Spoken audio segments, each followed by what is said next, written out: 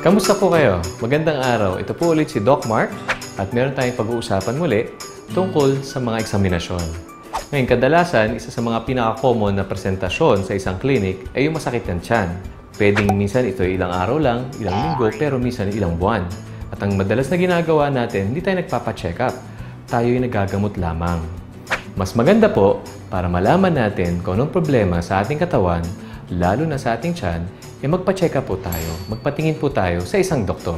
Kaya sa episode na ito ng Lab Notes, samahan niyo po ako para ma-explain po natin sa inyo, step by step, kung ano po itong abdominal ultrasound. So, ang abdominal ultrasound ay parang chest x-ray din. Tayo nagpapapicture ng ating katawan. Pero ang ginagamit dito ay isang transducer na tinatawag, na ito ay may gel na kasama at ito ay pinapahid sa ating tiyan.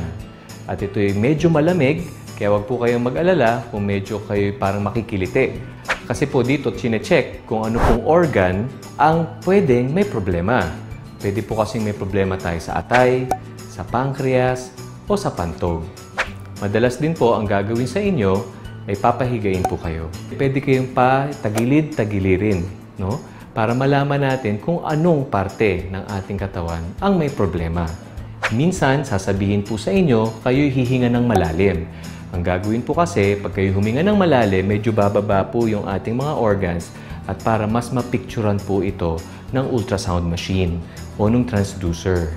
Ngayon, minsan naman, papainumin kayo ng maraming tubig para naman ma-check ng maayos ang inyong pantog. Kung meron problema ba, may pamamaga o kung meron mang signs na may bato kayo sa pantog. Para sa preparation natin sa ultrasound, nagsasabihin na kayo magpa-fasting ng 8 to 12 hours. Kayo po'y hindi kakain o hindi inom ng tubig sa ganitong oras para po mas malinaw ang inyong tiyan.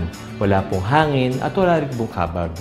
Sa isang ultrasound tool na isang picture, ang normal liver, normal pancreas, o normal na pantog o bladder, dapat wala po silang bukol, walang pamamaga, at wala ring tubig na makikita, na nanggaling po ang resulta sa isang radiologist na tinatawag. Tatandaan po natin bakit tayo nagpapa-abdominal ultrasound. Ito syempre para malaman ng doktor kung kailangan nyo ba ng isang gamot o hindi. At para malaman din natin kung meron tayong komplikasyon o wala. At kung kailangan man natin ng further treatment. Ito ang Lab Notes, hatid sa inyo ng tamang alaga dahil gusto namin gumaling kayo, aalagaan namin kayo.